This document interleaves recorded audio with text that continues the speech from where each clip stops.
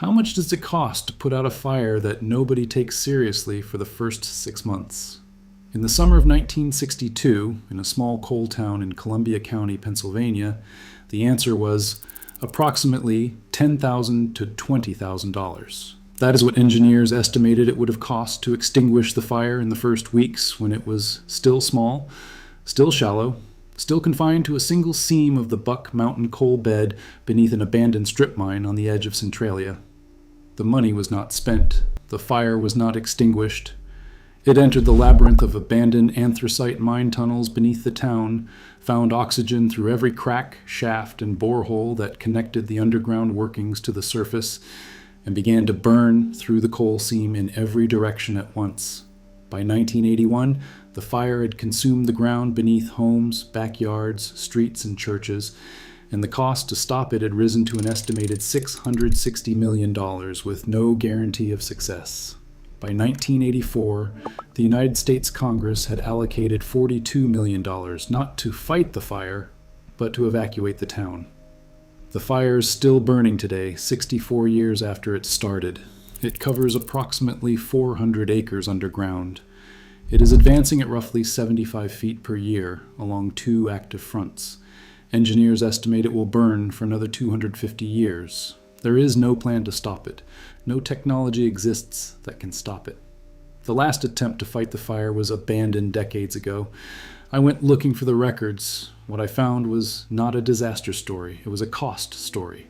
A story about what happens when nobody pays the small bill, and the small bill becomes a bill that nobody can pay, and the fire beneath the town keeps burning because the only thing cheaper than putting it out early was letting it go. Centralia was founded in the 1850s on one of the richest anthracite coal deposits in eastern Pennsylvania. The town sits in the western Middlefield, a geological formation in Columbia and Schuylkill counties where thick seams of high-grade anthracite run close to the surface. Anthracite is the hardest and purest grade of coal, the grade that burns hottest and cleanest, the grade that powered the blast furnaces at Carnegie's Edgar Thomson Works in Braddock and fed the open hearth furnaces that rolled the steel beams and the railroad rails and the bridge cables that built the infrastructure this channel has been documenting since the first video. The coal beneath Centralia was the same fuel that made the American industrial age possible. The town existed because the coal was there. The town grew because the coal was valuable. The town died because the coal kept burning after the mines that extracted it were abandoned, and the tunnels that connected to the surface were left unsealed. By 1890, Centralia supported nearly 2,700 residents and 14 active coal mines. The town had churches, schools, a theater, hotels, saloons, and a commercial district that served the miners and their families. The population was heavily Irish and Eastern European, recruited to work the anthracite seams that were too narrow and too steeply pitched for mechanized equipment. The mining was done by hand, with picks and shovels and black powder, in tunnels that followed the coal seam at whatever angle the geology dictated. The men went underground in the morning and came up in the evening covered in coal dust and smelling of sulfur. The coal was loaded onto Decauville cars and hauled to the surface by mule or by cable. The town's economy, its tax base, its population, its social structure, and its politics were entirely determined by the mines beneath it. The town had a violent history. In the 1860s, Centralia was home to members of the Molly Maguires, an Irish secret society that had formed in the anthracite coal fields to resist the mine owners who controlled wages, housing, company stores, and the local police forces. The Molly Maguires were accused of using intimidation and murder to organize the miners and punish the owners. They were implicated in the murder of Centralia's founder, Alexander Ray, who was shot on the main street of the town in October 1868. They were also implicated in the death of the town's first Catholic priest. Whether the Maguires were guilty or were framed by the mine owners and by agents of the Pinkerton Detective Agency, who had infiltrated the organization on behalf of the Reading Railroad, remains one of the most contested questions in Pennsylvania labor history. What is not contested is that 20 men identified as Molly Maguires were hanged between 1877 and 1879, the largest mass execution in Pennsylvania history, and that the hangings effectively ended organized resistance to the mine owners in the anthracite region for a generation. By the 1950s, the coal industry in eastern Pennsylvania was in terminal decline. Oil and natural gas had replaced anthracite as the primary fuels for home heating and industrial power across the northeastern United States. The deep mines around Centralia closed one by one. The companies walked away. The mine entrances caved in or were deliberately collapsed. The tunnels began to fill with rubble and groundwater. Strip miners with modern equipment came later, cutting open pits into the hillsides from the surface to reach the coal seams that the deep miners had left behind. They could not reach all of it. What they left behind was a landscape of stony debris on top of underground coal beds, laced by miles of interconnected tunnels, shafts, airways, and boreholes that had been incompletely sealed or not sealed at all. Pennsylvania regulations required that all entrances to closed mines be filled with incombustible material.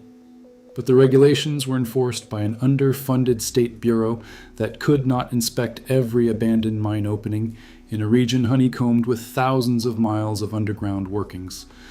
One 15-foot hole at the base of an abandoned strip mine pit on the southeast edge of Centralia was not filled. It was not inspected. It was not even noticed. A mound of garbage had been dumped on top of it, covering the opening. The hole connected the surface directly to the abandoned mine tunnels beneath the town. By 1960, the population of Centralia had fallen to approximately 1,435. The town was shrinking, but it was alive. Families lived in the houses their grandparents had built. Children attended Centralia's schools. The churches, St. Ignatius and the Assumption of the Blessed Virgin Mary, held services every Sunday. The streets were quiet. The mines were closed. The coal beneath the town was still there in the abandoned tunnels and the unmined seams of the Buck Mountain bed, but nobody was extracting it and nobody was thinking about it. The coal was a fact of the geology beneath their feet, a relic of the industry that had built the town and then abandoned it. That changed on May 27, 1962. The Centralia Borough Council had authorized a cleanup of the town's dump in advance of Memorial Day.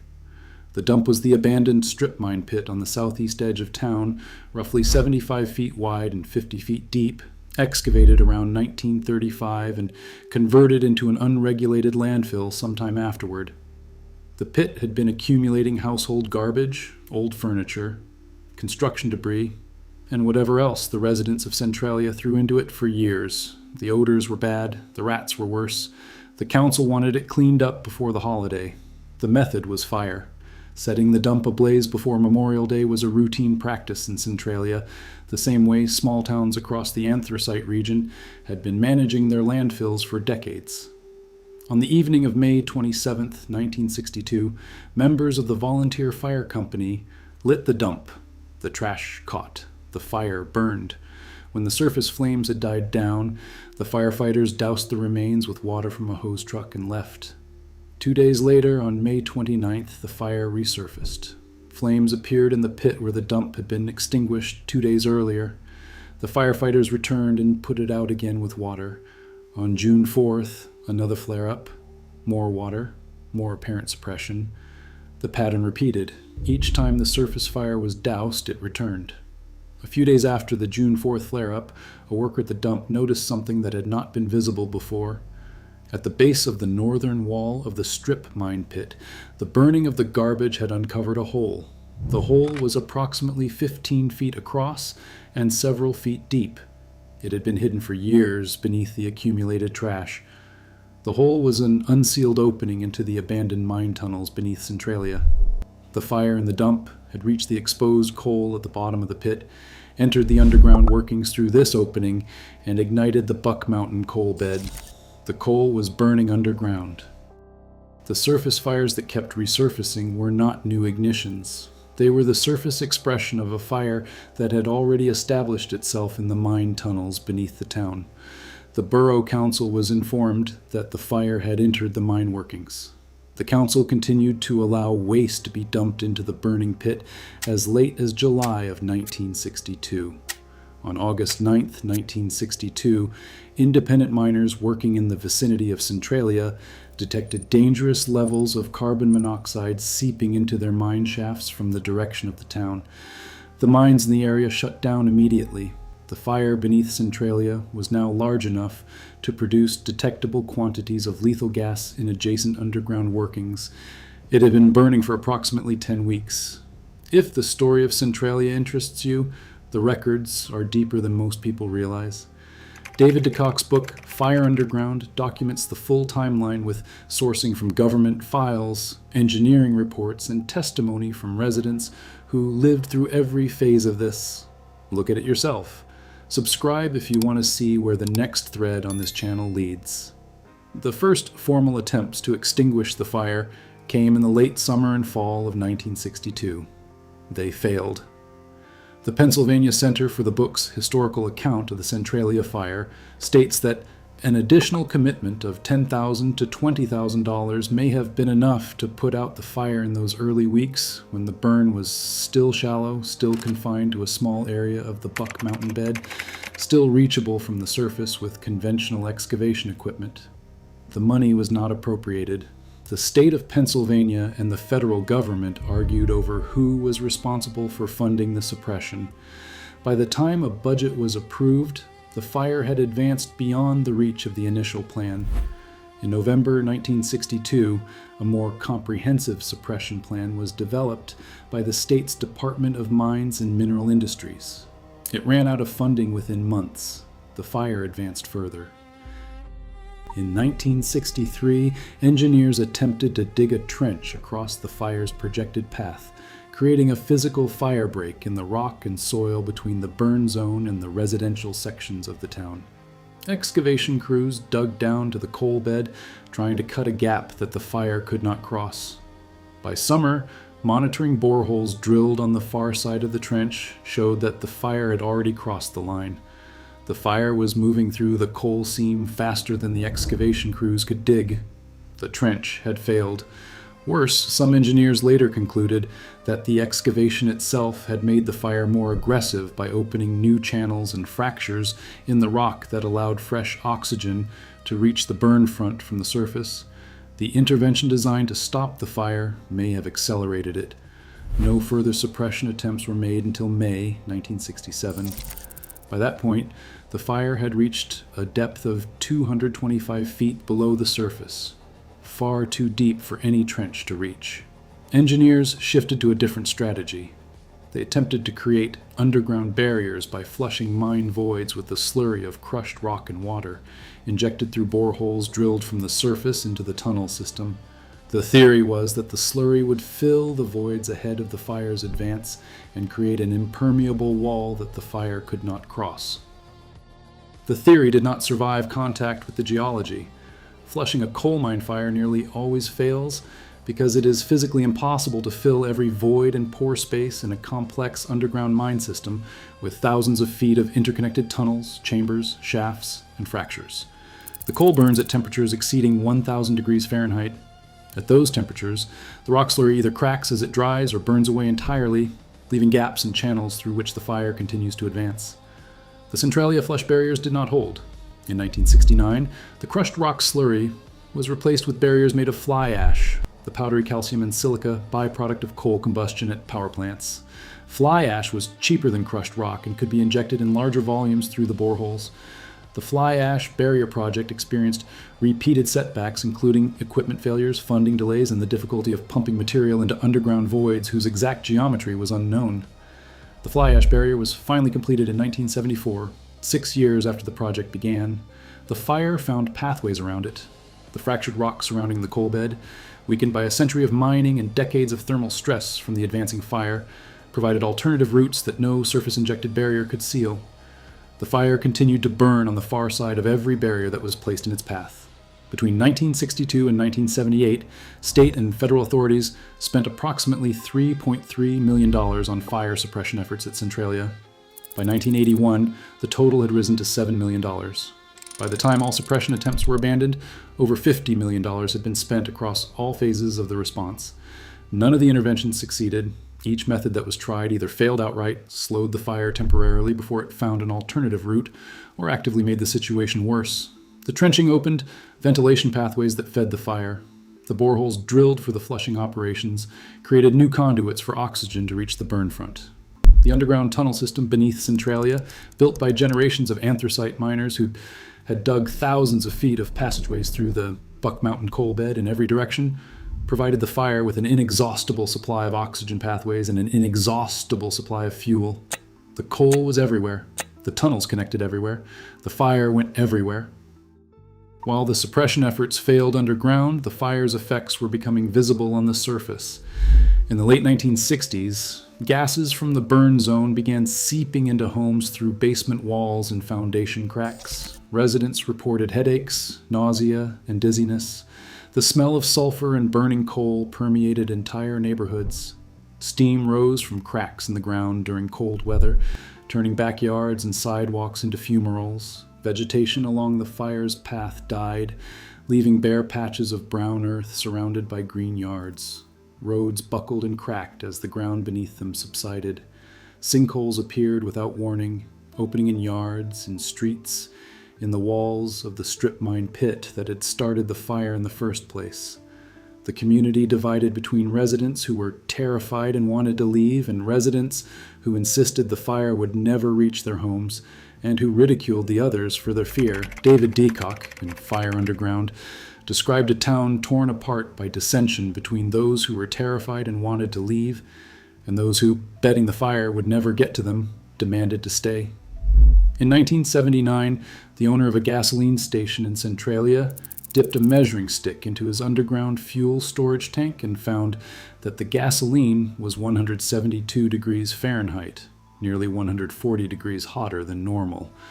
The fire was directly beneath the gas station. The station was closed.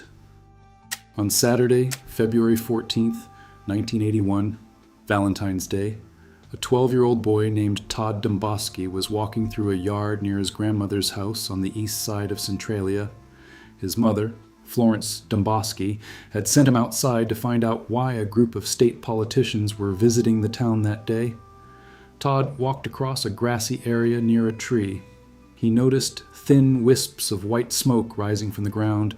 The smoke was warm. Todd stepped closer to investigate. Without warning, the earth collapsed beneath his feet. A sinkhole 4 feet in diameter opened directly under him and dropped straight down 150 feet into the hot, burning void below. Todd fell approximately 6 feet into the shaft before he managed to grab a tree root that was protruding from the side of the hole. He wrapped his arms around the root and hung there, his legs dangling over 150 feet of open shaft, with steam and carbon monoxide gas rising past him from the burning coal bed below. His cousin, Eric Wolfgang, heard Todd's screams and sprinted to the edge of the sinkhole. Eric lay on his stomach at the edge of the hole, reached down, grabbed Todd by the arms, and pulled him out of the shaft. Engineers who examined the sinkhole afterward measured the temperature inside the hole at approximately 350 degrees Fahrenheit. The gas venting from the shaft tested positive for lethal concentrations of carbon monoxide. Old mine maps, when they were consulted, showed that a filled shaft had once existed at that exact location. The mine fire had heated the fill material until it loosened and collapsed, opening the shaft from below. Had Todd Domboski remained in the hole for a few more minutes, the carbon monoxide would have rendered him unconscious before the heat killed him. Had Eric Wolfgang not been within earshot, a 12-year-old boy would have died in his grandmother's backyard, in a town where a fire had been burning underground for 19 years, while government agencies argued over funding and jurisdictional responsibility and spent $7 million on suppression methods that did not work. The near-death of Todd Domboski on Valentine's Day, 1981, brought national media attention to Centralia for the first time. The state politicians who were visiting the town that day saw the steaming sinkhole with their own eyes. Photographs of the hole, with a barricade erected around it, and Todd Domboski standing beside it looking at the ground that had tried to swallow him hours earlier, were published in newspapers across the country. Within weeks, state and federal officials shifted the conversation from suppression to evacuation. In 1984, the United States Congress allocated $42 million to relocate the residents of Centralia. The money was not for fighting the fire. There was no longer any serious discussion of fighting the fire. The $660 million estimate for a massive trenching operation that might have stopped the advance was deemed prohibitive, and engineers offered no guarantee that it would succeed even at that cost. The $42 million was for buying the houses, demolishing the buildings, and moving the people to the nearby towns of Ashland, Mount Carmel, and wherever else they chose to rebuild their lives. Most of the residents accepted the buyout offers. They sold their homes to the government for appraised value, packed what they could carry, and left the town where their families had lived for generations, the town their grandparents had built on top of the coal that was now burning beneath it. The houses were demolished. The lots were cleared. The foundations were left as rectangular outlines in the grass.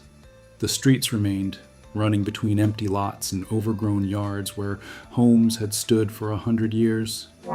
By 1990, the population of Centralia had dropped from over 1,000 to 63. In 1992, the Commonwealth of Pennsylvania invoked eminent domain and took legal possession of all remaining properties in the borough. The buildings that had not already been demolished were condemned. In 2002, the United States Postal Service revoked Centralia's zip code. The town no longer existed in the mail system. In 2009, Governor Ed Rendell began proceedings to evict the remaining residents who had refused to leave. In October 2013, after years of legal challenges, state and local officials reached an agreement allowing the final holdouts to live out their natural lives in their homes, after which the properties would revert to the state. Carl Wummer, the mayor of Centralia, was one of the residents who stayed. He lived in his home until his death in 2014. Today, 5 residents remain in Centralia, 5 people living in houses they no longer legally own, above a fire that covers 400 acres and is advancing at 75 feet per year toward the town cemetery. The fire beneath Centralia is advancing along 2 active fronts. The primary front, which engineers call the cemetery front, is moving at approximately 20 meters per year in the direction of St. Ignatius Cemetery. The fire has already consumed the coal beneath the neighboring village of Burnsville, south of Centralia, which was also evacuated and demolished. Connecting mine tunnels in the nearby town of Ashland are providing oxygen to the fire from the south, feeding the combustion through airways that the original miners never intended to be ventilation channels for an underground inferno. The fire burns at depths of up to 300 feet below the surface. The surface above the burn zone shows the evidence. Patches of bare earth where no vegetation grows, surrounded on all sides by green forest. Cracks in the ground vent sulfur dioxide, carbon monoxide, and hydrogen sulfide in plumes that are invisible in summer but become columns of white steam in winter when the hot gas meets the cold air. The soil around the vent areas is warm to the touch. In some locations, the ground is hot enough to melt snow within hours of a storm, leaving bare circles of steaming earth in an otherwise white landscape. The section of Pennsylvania, Route 61, that once ran through the center of Centralia, was buckled and cracked by the heat and subsidence beneath the road surface.